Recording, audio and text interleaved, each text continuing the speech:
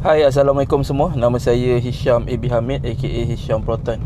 Seronok lah saya record guna DJI ni DJI Osmo 360. Seronok juga sebenarnya. Gambar pun cantik. Semua memang terbaik. Boleh tengok depan belakang, kanan kiri, atas bawah semua.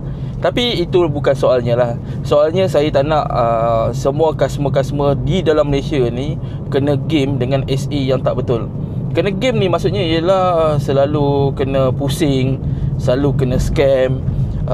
Cakap harga kereta RM450,000, tiba-tiba dia cakap okey, harga kereta ni RM55,000.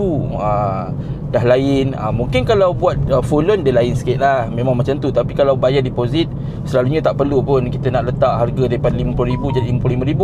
Lepas tu bagi tahu, oh rebate ni ada RM500 je sahaja, tapi special bulan ni kalau booking dengan saya bagi rebate RM2,000. Ada something wrong lah kalau harga tu dah ditukar. Jadi macam-macam benda lah yang kena hati-hati. Sebab rebate saga ni memang RM500 je. Commission pun ciput je.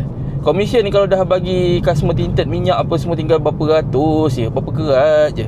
Jadi kalau ada orang bagi sampai RM2,000 ke RM3,000 tu saga, itu memang tak betul lah. Sebab apa tak betul? Memang tak betul. Commission pun tak boleh cover langsung. Jadi kena fikir yang mana satu betul, yang mana satu tak betul, supaya kita dapat buat satu keputusan lah, sama ada SA ni genuine, SA ni betul, ataupun SA ni tak betul. Kalau SA tu betul, teruskan. Tapi kalau rebate sampai RM2,000, itu memang something wrong lah, memang tak betul. Jadi saya nak semua customer berwaspada dengan taktik scam daripada SA yang nak apa, yang nak sale semata-mata. Saya pun tak tahu apa yang dia nak. Lepas tu dia pusing-pusing customer. Lala customer pun layan juga. Lala customer pun terkena. Dah habis semua. Jadi kita tak nak benda macam tu jadilah. So saya harap info ni memberi manfaat lah kepada kawan-kawan saya dekat luar sana. Semoga kita tidak ditipu oleh teknik, oleh taktik yang sebegini. So kita jumpa lagi. Assalamualaikum.